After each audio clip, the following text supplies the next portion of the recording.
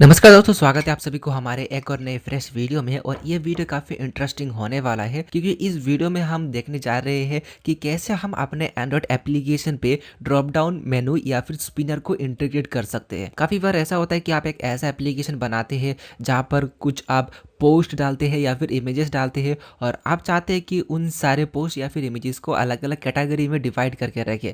तो ऐसे में आपको कैटेगरी लिस्ट या फिर ड्रॉप डाउन लगवाना पड़ता है ताकि यूज़र उस कैटेगरी को सिलेक्ट करके उस स्पेसिफिक पोस्ट या फिर इमेज को डाल सके या फिर देख सके।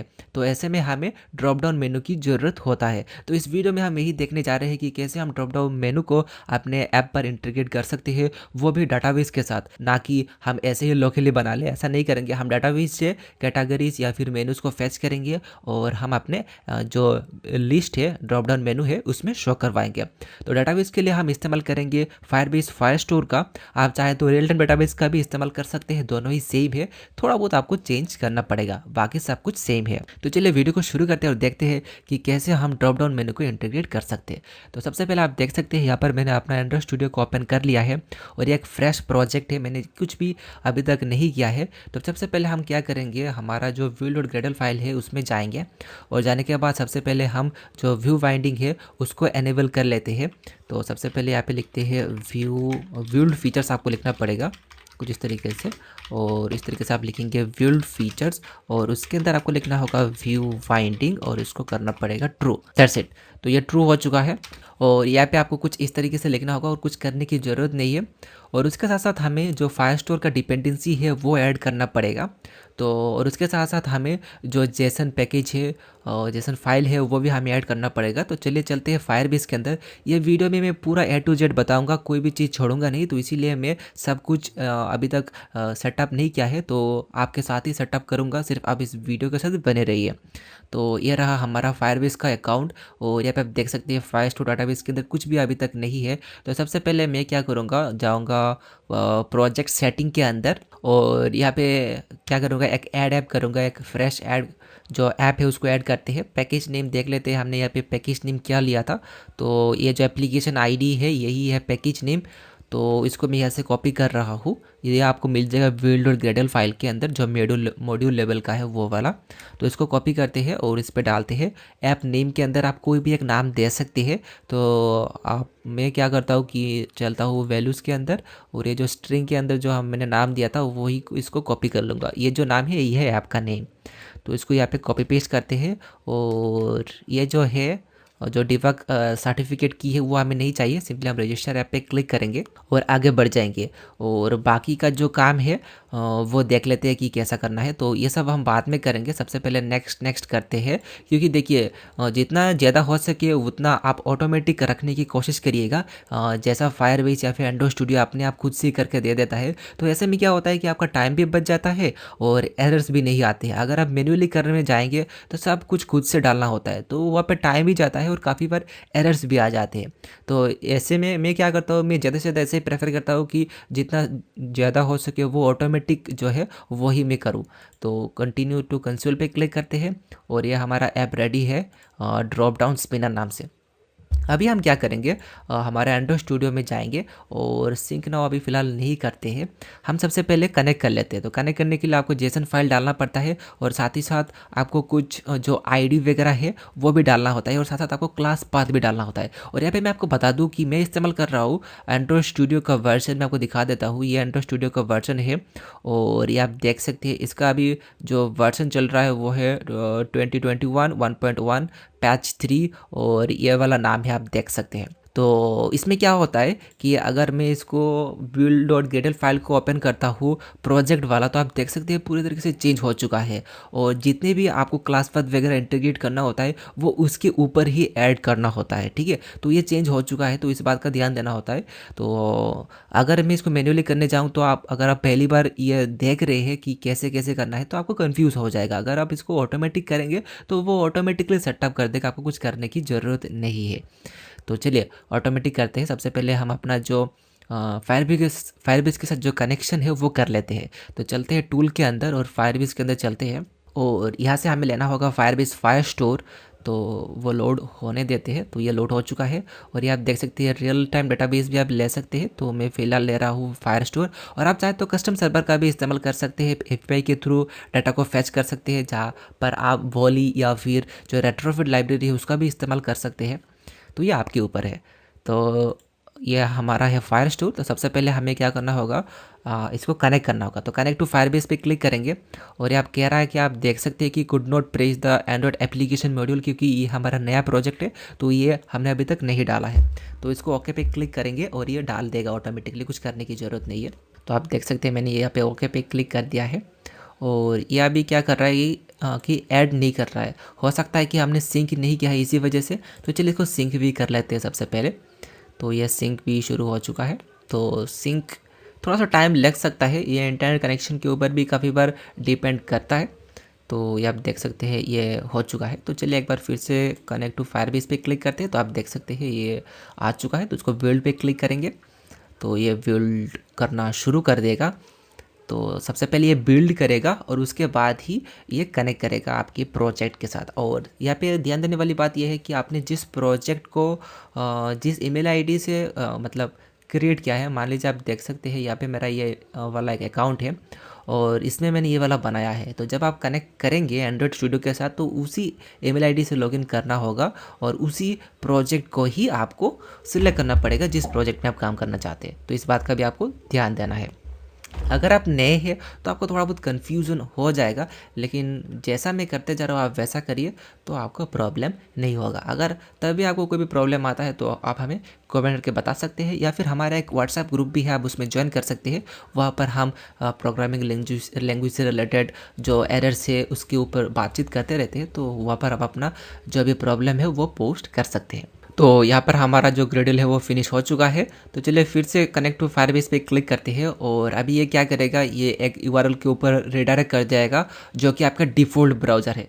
तो यहाँ पे मैं आपको एक चीज़ बताता हूँ कि मान लीजिए आपके पास 2-3 ब्राउज़र है और आपने किसी हर ब्राउज़र में अलग अलग जीमेल आईडी से लॉगिन कर रखा है या फिर एक ही जीमेल आईडी से लॉगिन कर रखा है। तो ऐसे में क्या करेगा, ये डिफ़ॉल्ट ब्राउज़र को ओपन करेगा और डिफ़ॉल्ट ब्राउज़र में क्या होगा कि मान लीजिए किसी दूसरे अकाउंट के साथ लॉगिन है तो वहाँ से आप स्विच करेंगे तो प्रॉब्लम हो जाता है। तो ऐसे में सबसे आसान तरीका ये है कि ये जो आपको लिंक मिल रहा है, जैसे ही मैंने यहाँ पे क्लिक किया तो ये ऑटोमेटिकली यहाँ पे रिडायरेक्ट कर दिया है मुझे। और अगर आप मान लीजिए ये वाला जो अकाउंट है वो किसी दूसरे जीमेल आईडी से कनेक्टेड है, तो आप चाहते हैं कि उसको चेंज करके फिर से वो वाला जीमेल आईडी सिलेक्ट करें जिसमें आपने वो प्रोजेक्ट क्रिएट किया था। तो ऐसे में क्या होगा कि यूआरएल चला जाएगा और ये वाला जो लोडिंग है वो चलता रहेगा तो प्रॉब्लम देगा। तो ऐसे में आप क्या कर सकते हैं कि ये जो यूआरएल है पूरा कंट्रोल ए प्रेस करके इसको कॉपी करके रख दीजिए कहीं सेफ जगह पर, और उसके बाद आप क्या करिए उसी ईमेल आईडी से लॉगिन हो जाइए।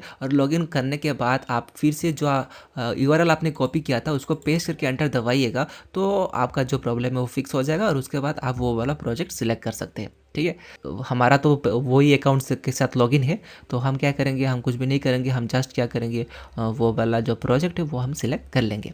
तो हमारा ये वाला प्रोजेक्ट था, ठीक है, उसमें हम क्लिक करेंगे। क्लिक करने के बाद ये कनेक्ट करेगा और कनेक्ट करने के बाद ऑटोमेटिकली जेसन फाइल जितने भी लाइब्रेरी से या फिर क्लास पाथ है वो सब हमारे प्रोजेक्ट में ऐड कर देगा। कनेक्ट पे क्लिक करते हैं और आप देख सकते हैं हमारा जो ऐप है वो कनेक्ट हो चुका है। बैक कर लेते हैं ताकि हम फिर से वहाँ पे जा सके, और वहाँ पे जाने के बाद आप रिफ़्रेश भी कर लीजिएगा, ठीक है, क्योंकि वो पहला वाला आ जाएगा तो उसको आप रिफ़्रेश कर दीजिएगा। ओवरव्यू इतना तक हम डिलीट कर देंगे, ठीक है। तो हमारा जो प्रोजेक्ट है वो आ जाएगा क्योंकि हमारा यूआरएल में वो प्रोजेक्ट है, ठीक है। तो हम चले जाएंगे फायरस्टोर के अंदर और फायरस्टोर में जाके हम देख लेते हैं कि ये तो हो ही जाएगा। हम चलते हैं एंड्रॉइड स्टूडियो के ऊपर, आप देख सकते हैं ये कनेक्ट हो चुका है। और कनेक्ट करने के बाद ये जो अगर मैं आपको लेके चलूँ प्रोजेक्ट के अंदर, ऐप के अंदर, तो आप देख सकते हैं जेसन फाइल भी उसने डाल दिया है, हमें कुछ भी करने की ज़रूरत नहीं है, ठीक है। तो वही मैं कह रहा था। अभी हम क्या करेंगे, डिपेंडेंसीज वगैरह ऐड करेंगे। तो इसमें क्लिक करते हैं और ये आप देख सकते हैं class path dependencies plugin automatically सब डाल देगा। तो अप्लाई चेंजेस पे क्लिक करेंगे तो आप देख सकते हैं सब कुछ ऑटोमेटिकली इसने डाल दिया है और सिंकिंग भी शुरू कर दिया है, ठीक है। और अगर मैं चलता हूँ build.gradle फाइल के अंदर तो आप देखेंगे कि फायरस्टोर भी उसने ऐड कर दिया है, जैसे कि आप देख सकते हैं। कुछ इस तरीके से आप डाल सकते हैं। अगर मैं फास्टोर की डॉक्यूमेंटेशन पे आपको लेके चलूँ, इसमें चलते हैं और चलते हैं डेवलपर डॉक्स के अंदर। तो यहाँ पे आप फायरबेस अगर आप इस्तेमाल कर रहे हैं ना, तो आप डिपेंडेंसी को 2 तरीके से ऐड कर सकते हैं। अगर आपको पता है तो अच्छी बात है, अगर आपको नहीं पता है तो मैं आपको बता दूं। पहला तरीका है डायरेक्टली आप डिपेंडेंसी ऐड करें, और दूसरा तरीका है कि आप बॉम का इस्तेमाल करें। फायरबेस के अंदर बॉम नाम से एक अलग से एक टेक्नोलॉजी है। क्या होता है कि आपको जितने भी लाइब्रेरीज डालने होते हैं उसमें वर्जन आपको डिफाइन करने की ज़रूरत नहीं है। बॉम के थ्रू ऑटोमेटिकली डिफाइन हो जाता है लेटेस्ट वाला वर्जन, तो वो थोड़ा सा लेटेस्ट है। तो उसको आप इस्तेमाल करिए। नहीं तो क्या होगा कि मान लिया आपने फायरस्टोर भी इस्तेमाल कर रखा है, स्टोरेज भी इस्तेमाल कर रखा है, ऑथ भी इस्तेमाल कर रखा है, और भी जितने भी फायरबेस का जो लाइब्रेरी है वो आपने इस्तेमाल कर रखा है, और हर लाइब्रेरी को जब आप डाल रहे हैं वो आप अलग अलग वर्जन में डाल रहे हैं। तो मान लीजिए आपको लेटेस्ट वर्जन में करना है तो आपको हर डिपेंडेंसी का वर्जन चेंज करना होता है। लेकिन अगर आप बॉम का इस्तेमाल कर रहे हैं तो आपको सिर्फ एक ही लाइन के अंदर वो वर्जन चेंज करना होता है, और सभी लाइब्रेरीज के अंदर वो वर्जन चेंज हो जाएगा। मैं आपको दिखाता हूँ कि वो कैसा है। तो हम चलेंगे बिल्ड के ऊपर, और यहाँ पे चलेंगे हम रियल टाइम डाटाबेस, हमें जाना है फायरस्टोर के अंदर, और फायरस्टोर के अंदर जाएंगे तो मैं आपको दिखाता हूँ कि मैं अगर कहना क्या चाह रहा हूँ। हम चलते हैं गेट स्टार्ट के अंदर, और वहाँ पे हमें मिल जाएगा जो कि मैं आपको कहना चाह रहा हूँ। इसको लोड होने देते हैं। तो आप देख सकते हैं ये लोड हो रहा है, लोड हो रहा है, और ये आप देख सकते हैं जावा एंड्रॉयड है। तो आप देख सकते हैं अगर आप बॉम का इस्तेमाल करेंगे तो आपको सिंपली ये वाला लाइन डालना है, और उसके बाद आपको ये वाला लाइन डालना है। देख सकते हैं यहाँ पे कोई भी वर्जन हमें डालने की ज़रूरत नहीं है। तो इस तरीके से आपको हर बार जो वर्जन है वो डालने की ज़रूरत नहीं है। अगर मान लीजिए किसी एक नया वर्जन आया है तो आपको सिंपली ये वाला वर्जन चेंज करना है, और ऑटोमेटिकली फायरबेस के अंदर फायरबेस का जितना भी आपने लाइब्रेरी यूज़ कर रखा है उन सभी का वर्जन चेंज हो जाएगा। तो हम ऐसे ही करेंगे। या फिर आप ये वाला आप देख सकते हैं, इसके अंदर आपको सिंपली एक ही लाइन में डालना होता है और इसमें हर बार आपको वर्जन डिफाइन करना होता है। तो हम इसका ही इस्तेमाल करेंगे। इसको यहाँ से कॉपी पेस्ट कर देंगे, और यहाँ पे इसको हम रिप्लेस कर देंगे। इसकी हम ज़रूरत नहीं है, असिस्टेंट को हम डिलीट कर देते हैं, यानी कि मिनिमाइज़ कर देते हैं, और ये डाल देंगे। ये हमारा सबसे पहले हो गया बॉम, और उसके बाद इसकी ज़रूरत नहीं है, और इसमें है फायरस्टोर। तो हम कहें ये दोनों ही चाहिए, उसके अलावा हमें और कुछ नहीं चाहिए। और आप देख सकते हैं आईडी वगैरह ऑटोमेटिकली सब आ चुका है। फायरस्टोर भी हमने यहाँ पे डाल दिए हैं। और एक बार चेक कर लेते हैं हमें कुछ करना है या नहीं। एक्चुअली हमें कुछ भी नहीं करना है, ठीक है। तो चलिए इसको सिंक नाउ कर देते हैं, और उसके बाद हम देख लेते हैं कि अभी हमें डाटा कैसे मैनेज करना है, ठीक है। तो डाटा मैनेज करना एकदम आसान है, मैं आपको बता दूंगा कि क्या कुछ आपको करना है। और सबसे पहले कलेक्शन क्रिएट करेंगे। फायरस्टोर के अंदर आपको 2 चीज़ आपको देखने को मिलेगा, एक होगा कलेक्शन और दूसरा होगा डॉक्यूमेंट। कलेक्शन के अंदर आपको बताना होता है कि आप किस चीज़ का कलेक्शन बना रहे हैं, डॉक्यूमेंट के अंदर आपको बनाना होता है कि उस कलेक्शन का डॉक्यूमेंट क्या क्या आप रखना चाहते हैं। तो वही है, उसके अलावा कुछ भी नहीं है। तो कलेक्शन के अंदर हम लिखेंगे ड्रॉप डाउन, ठीक है। हम ड्रॉप डाउन लिख देते हैं और उसको नेक्स्ट करते हैं। यहाँ पे मैंने ड्रॉप डाउन दिया है, इसका मतलब ये नहीं कि आपको ही ड्रॉप डाउन देना है। आप यहाँ पे कोई भी चीज़ दे सकते हैं जिस चीज़ के लिए आप कलेक्शन बना रहे हैं। मान लीजिए अपने कैटेगरी के लिए बना रहे हैं तो आप कैटेगरी दे सकते हैं। किसी यूज़र का इन्फॉर्मेशन स्टोर करने के लिए आप कलेक्शन बना रहे हैं तो आप यूज़र नाम दे सकते हैं कुछ इस तरीके से। तो आप देख सकते हैं डॉक्यूमेंट आ चुका है। डॉक्यूमेंट के अंदर आपको यूनिक आईडी देना होता है। तो यहाँ पे मैं एक यूनिक आईडी आप कुछ भी दे सकते हैं कुछ इस तरीके से, या फिर कोई भी एक नाम भी लिख सकते हैं जो भी आप लिखना चाहते हैं। तो यहाँ पे आप चाहे तो ऑटो आईडी भी ले सकते हैं, जिससे क्या होगा कि ऑटोमेटिकली आईडी आता रहेगा। ये फायरबेस अपने तरफ से डाल देता है। तो ऑटो आईडी पे क्लिक करेंगे तो कुछ जो लेटर का ऑटो आईडी यहाँ पे बन जाएगा। और यहाँ पे हम फील्ड के अंदर सिर्फ नाम ही लिखते हैं, नेम, ठीक है। फील्ड नेम होता है। फील्ड का टाइप आपको बताना होता है कि किस टाइप का अब ये फील्ड है। तो हम ये स्ट्रिंग का डालेंगे और यहाँ पे लिख देते हैं जावा, ठीक है। इस तरीके से हम जावा नाम दे देते हैं और इसको सेव करते हैं। तो इससे क्या होगा कि हमारा एक कलेक्शन क्रिएट होगा, और उसके बाद उसके अंदर एक डॉक्यूमेंट क्रिएट होगा, और डॉक्यूमेंट के अंदर कुछ फील्ड आपको मिल जाएगा, जैसे कि आप देख सकते। तो इस तरीके से हम कुछ जो डॉक्यूमेंट है वो बना लेते हैं। तो सबसे पहले फिर से चलते हैं, इसमें ऑटो आईडी क्रिएट करते हैं, और इसका नेम सेम रहेगा, ठीक है। हमेशा ये नेम एग्जैक्ट सेम रहेगा। गो एक प्रोग्रामिंग लैंग्वेज है जो कि साइबर बेस लैंग्वेज है, PHP की तरह। ये थोड़ा सा एडवांस है। और उसके बाद हम यहाँ पे और एक नाम देते हैं, इसमें लिखते हैं C++। तो इसको भी सेव करते हैं, और उसके बाद फिर से नाम देते हैं नेम, और इसमें लिखते हैं सिर्फ C। और उसके बाद ऑटो आईडी नेम, इसमें लिखते हैं .NET, सेव। उसके बाद फिर से और एक बनाते हैं ऑटो, इसके अंदर होगा नेम, और क्या हमने मिस कर दिया है, PHP भी हमने मिस कर दिया है, प्रोग्रामिंग लैंग्वेज है। आप ज़रूर कमेंट करके बताइएगा कि PHP का फुल फॉर्म क्या है, ठीक है। PHP का फुल फॉर्म ज़रूर बताइए, और साथ ही साथ आप बताइए HTML का फुल फॉर्म क्या है, ठीक है, वो भी आप बताइएगा। उसके बाद हम और एक ले लेते हैं, लास्ट वाला होगा, क्या रखा जाए बताइए। काफ़ी सारे प्रोग्रामिंग लैंग्वेज है, और क्या रखा जाए प्रोग्रामिंग लैंग्वेज, हाँ हम वो भी ले सकते हैं स्विफ्ट, जो कि एप्पल के एप्लीकेशन डिज़ाइन या फिर डेवलप करने के अंदर यूज़ किया जाता है, स्विफ्ट, SWIFT। तो हमने कुछ इस तरीके से 3, 6, 8 ऐसे हमने अलग अलग कैटेगरीज बना ली है, ठीक है। सब में नेम आप देख सकते हैं सेम ही है, नेम नेम नेम। तो हम क्या करेंगे, ये जो हमने डाटा यहाँ पे स्टोर रखा है उसको हम फेच करेंगे और हमारे जो ड्रॉप डाउन है उसमें शो करवाएंगे, ठीक है। आइडिया सही लग रहा है, ठीक है। तो चलिए आगे बढ़ते हैं। अभी हम चलेंगे एंड्रॉइड स्टूडियो के ऊपर, और इसकी भी हमें ज़रूरत नहीं है, इसकी भी हमें ज़रूरत नहीं है, और स्ट्रिंग की भी हमें ज़रूरत अभी नहीं है। सबसे पहले मैनिफेस्ट फाइल में जाएंगे और यहाँ पे इंटरनेट परमिशन जो है वो दे देते हैं। एक्चुअली डेवलपमेंट स्टेज में अगर हम इंटरनेट परमिशन ना भी देते हैं तो काम कर लेगा एप्लीकेशन, कोई प्रॉब्लम नहीं करेगा, लेकिन प्रोडक्शन लेवल में यहाँ पे डालना होगा, ठीक है, नहीं तो प्ले स्टोर अप्रूव ही नहीं करेगा अगर आप प्ले स्टोर में डालना चाहते हैं तो। और इसमें और एक डाल सकते हैं एक्सेस वाईफाई स्टेट भी डाल सकते हैं, और दूसरा है यूज़र परमिशन नेटवर्क स्टेट। इस तरीके से एक्सेस नेटवर्क, ये देख सकते हैं एक्सेस नेटवर्क स्टेट भी आप दे सकते हैं, ये आपके ऊपर है। तो और हम यहाँ पे कुछ करने की ज़रूरत नहीं, इसको क्लोज कर देते हैं। तो ठीक है, हमें अभी लाइब्रेरी डालना पड़ेगा, क्योंकि मैं आपको बताऊंगा एक थर्ड पार्टी लाइब्रेरी के बारे में, और उसी लाइब्रेरी की मदद से हम ड्रॉप डाउन को बड़ी ही आसानी से मिनिमल कोडिंग करके हम बड़ी ही आसानी से सर्वर से डाटा को फेच कर पा सकते हैं। और साथ ही साथ जो हमें ड्रॉप डाउन मिलेगा वो हम 3 अलग अलग डिज़ाइन में भी डिफाइन कर सकते हैं। पहला होगा नॉर्मल वाला, दूसरा होगा डायलॉग वाला, तीसरा होगा डायलॉग विथ सर्च बार। तो काफ़ी अमेजिंग है ना, तो बने रहिए वीडियो के साथ। तो हम नॉर्मल स्पिनर का इस्तेमाल नहीं करेंगे जो हमें एंड्रॉइड स्टूडियो प्रोवाइड करता है, हम अपने तरफ से कस्टम वाला इस्तेमाल करेंगे। तो इसके लिए हम लाइब्रेरी का इस्तेमाल करेंगे जिसका नाम है स्मार्ट मटेरियल स्पिनर।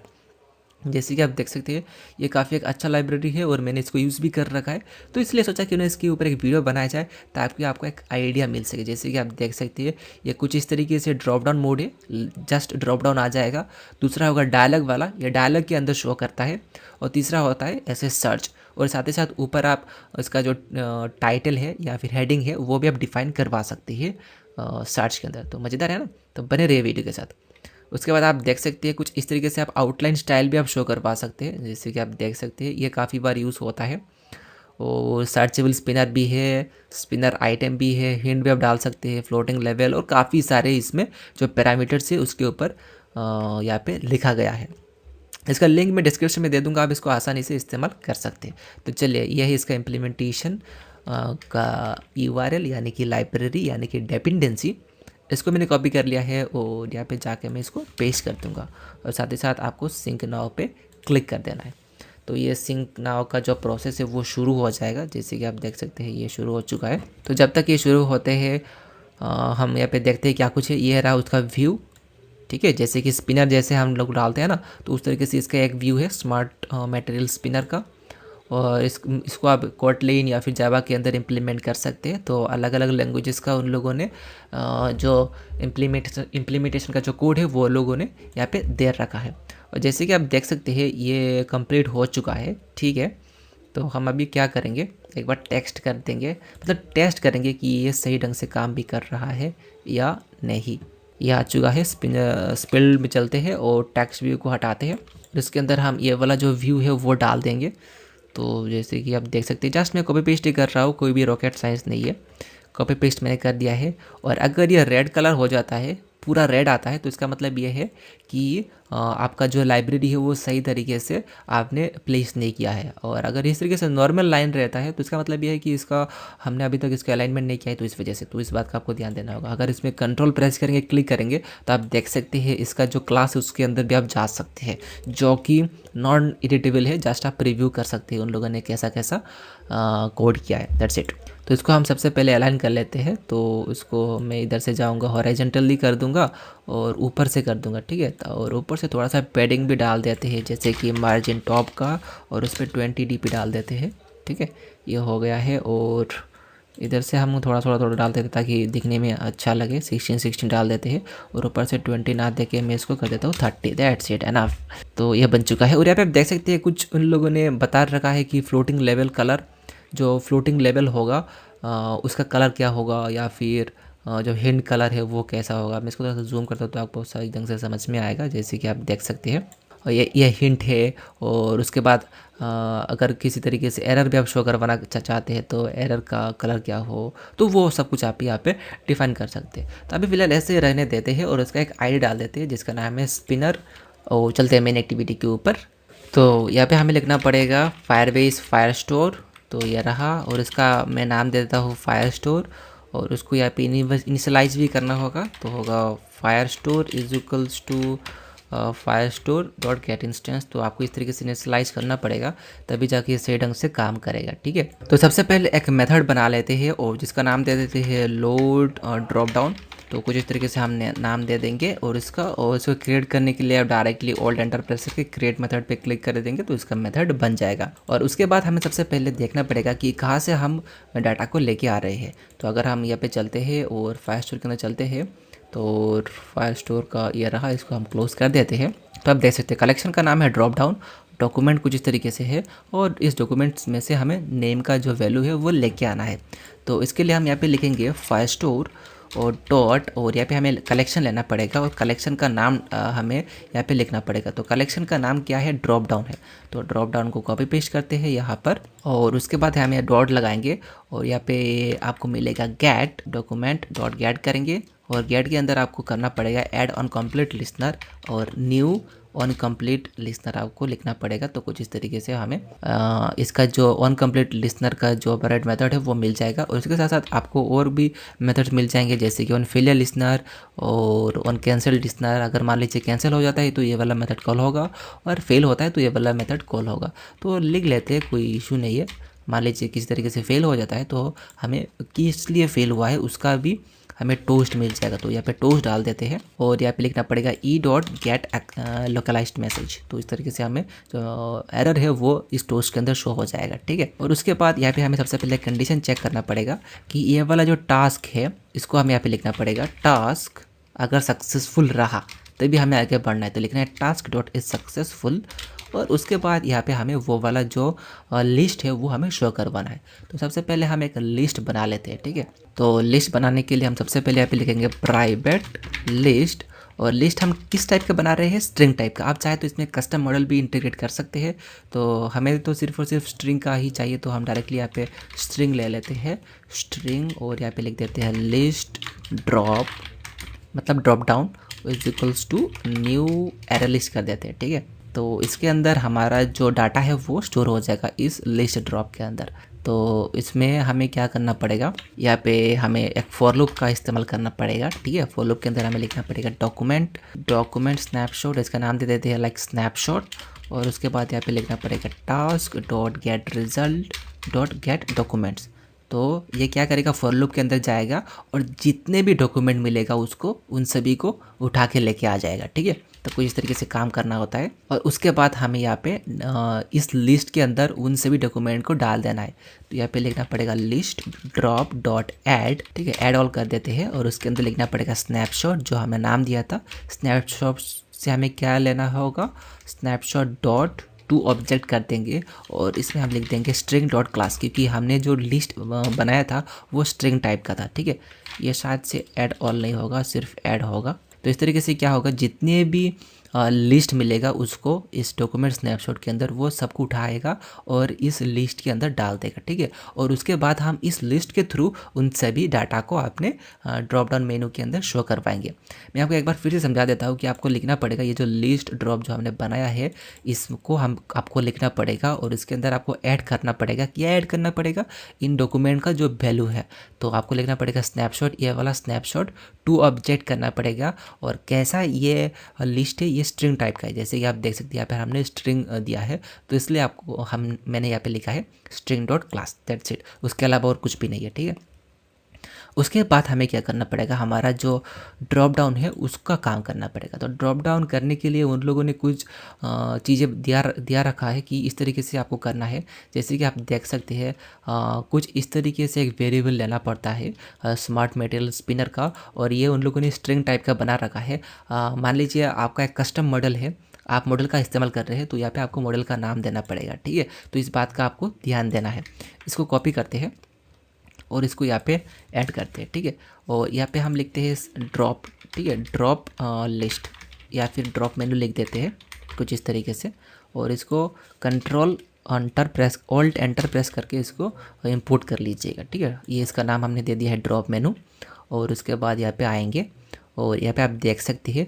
उसके बाद हमें क्या करना होगा, कुछ इस तरीके से लिखना पड़ेगा हमें।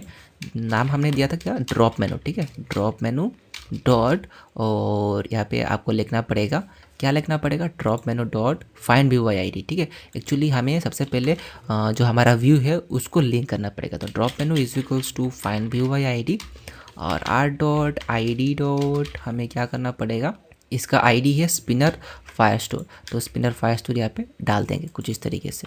तो ये हो गया, हमने कनेक्ट भी कर लिया है हमारे आईडी के साथ, यानी कि व्यू के साथ। और उसके बाद ये जो लिस्ट आप देख सकते हैं उन लोगों ने खुद से डाला है, लेकिन हम कहाँ से लेके आ रहे हैं, फायरबेस से। तो हमें ये वाला काम करने की ज़रूरत नहीं है, और ये वाला काम हमने पहले ही ऊपर कर रखा है, जैसे कि आप देख सकते हैं is equals to new array list. ये हो गया है हमारा काम। और उसके बाद आपको क्या करना होगा, इसके अंदर आइटम को सेट करवा देना है, ठीक है। ये वाला लिस्ट डाल देंगे तो ये सेट हो जाएगा। तो हमें कुछ इस तरीके से एक ही लाइन का कोड लिखना होगा, जो कि है ड्रॉप मेनू डॉट सेट आइटम, ठीक है, सेट आइटम। और कहाँ से हमें आइटम को लेना है, इस लिस्ट ड्रॉप से, ठीक है, क्योंकि हमने फायरबेस से पहले इस लिस्ट के अंदर डाटा को डाल दिया है, तो इसलिए इस लिस्ट ड्रॉप को हम यहाँ पे डाल देंगे। तो कुछ इस तरीके से आप देख सकते हैं, कुछ इस तरीके से डालना है। और उसके बाद काम आता है कि टच करने पर क्या हो, या फिर टच करने पर अगर आप दूसरा कोई भी काम करवाना चाहते हैं तो वो आप कर सकते हैं। तो हम सिर्फली जस्ट क्लिक करेंगे किसी भी आइटम पर तो वो टोस्ट में आ जाए, तो वही हम चाहते हैं और वो भी हम करेंगे। तो आपको लिखना है drop menu dot set on item touch listener, शायद से देख लेते हैं क्या मेथड है, या set on item selected listener. और उसके अंदर आपको लिखना है न्यू, और ऑटोमेटिकली सजेशन दे देगा adapter view dot on item selected listener. इसके अंदर दो मेथड मिलेंगे, सबसे पहला होगा ऑन आइटम सिलेक्टेड, यानी कि क्लिक करने के बाद, और दूसरा होगा ऑन नथिंग सिलेक्टेड, अगर आप सिलेक्ट नहीं करते हैं तो अब आपको क्या करना है। तो हमें ये वाला मेथड इस्तेमाल नहीं करना है, जस्ट ये वाला मेथड ही इस्तेमाल करेंगे, और टोस्ट में हम जो भी आइटम को हमने क्लिक किया है वो आइटम शो करवा देना है।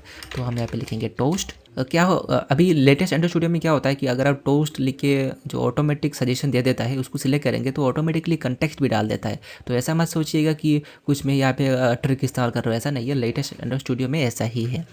तो अभी हमें क्या करना होगा, यहाँ से हमें पोजीशन को लेके आना होगा कि हमने उस आइटम पे क्लिक किया है, इसका मतलब ये है कि उसका हमें पोजीशन लेना पड़ेगा, और उस पोजीशन के थ्रू हम लिस्ट से वो वाला पोजीशन टोस्ट में शो करवा देंगे। कहने का मतलब ये है कि मैं आपको सबसे समझा देता हूँ। मान लीजिए आपके पास 5 लिस्ट है, जावा, गो, C++ और भी काफ़ी सारे प्रोग्रामिंग लैंग्वेज। तो हमने क्या किया है, पोजीशन 3 पे क्लिक किया है। और एक बात का ध्यान दीजिएगा, जो लिस्ट शुरू होता है वो 0 से शुरू होता है, यानी कि 0 1 2 3 4 सो ऑन, ठीक है। तो हमने पोजीशन 2 पे क्लिक किया है, और मान लीजिए पोजीशन 2 पे है जावा। तो अगर हमको इस टोस्ट में शो करवाना है तो सबसे पहले हमें वो लिस्ट लेना पड़ेगा, और लिस्ट हमारा क्या है, लिस्ट ड्रॉप, और उसके अंदर हमें कौन सा वाला पोजीशन लेना होगा वो हमें डिफाइन करना पड़ेगा। तो हमें लिखना पड़ेगा गेट, और गेट में हमें वो वाला पोजीशन डालना पड़ेगा। तो पोजीशन हमें कहाँ से मिलेगा, ये आई से, आई मतलब ये पोजीशन में, मैं आपको लिख भी देता हूँ, ये पोजीशन है। जब भी हम उस आइटम पे क्लिक करेंगे हमें उस आइटम का पोजीशन मिल जाएगा यहाँ पर, और ये पोजीशन हम यहाँ पे डाल देंगे, और उसके बाद ऑटोमेटिकली वो वाला पोजीशन का जो वैल्यू है वो हमें शो हो जाएगा। अगर आप मॉडल का इस्तेमाल करेंगे तो आपको कुछ इस तरीके से लिखना होगा, और डॉट लिख के आपको वो वाला नाम सिलेक्ट कर लेना होगा जिस भी नाम का आपने वो वाला वेरिएबल बनाया है अपने मॉडल में, ठीक है। तो इस तरीके से सिलेक्ट करने पर हमें वो वाला नाम मिल जाएगा। अभी बारी आता है वो ड्रॉप डाउन की कुछ डिज़ाइन की। जैसे कि ऊपर आप देख सकते हैं हमें 3 डिज़ाइन मिलते हैं, जैसे कि मैंने स्टार्टिंग में कहा था, जैसे आप देख सकते हैं drop down, normal drop down, dialogue वाला और सर्चेबल वाला, तो वो भी देख लेते हैं। लेकिन अगर मान लीजिए कोई भी डिज़ाइन नहीं डालते हैं तो आपको ये वाला नॉर्मल ड्रॉप डाउन मोड ही मिलेगा, ठीक है। तो वो वाला आपको समझ लेना है। तो चलिए थोड़ा सा नीचे स्क्रॉल करते हैं और आप देखते हैं कि उन लोगों ने कैसे कैसे इस्तेमाल कर रखा है। तो वो एकदम सिंपल है, मैं आपको दिखाता हूँ। एक्टिविटी मेन के अंदर हम गए और यहाँ पर भी शायद से उन लोगों ने वो वाला काम यूज़ कर रखा होगा। देख लेते हैं कि उन लोगों ने कैसे कैसे यूज़ किया है। एरर, हिंट, कलर, शायद से नहीं, उन लोगों ने यहाँ पे नहीं डाला है। तो हम खुद से फाइंड कर लेते हैं कि कैसे हम लोग यहाँ पे स्टाइल को चेंज कर सकते हैं। तो आप देख सकते हैं यहाँ पर है drop down, clickable, colour customization, error level, floating level, hint, spinner item और सर्चेबल स्पिनर और आउटलाइन स्टाइल।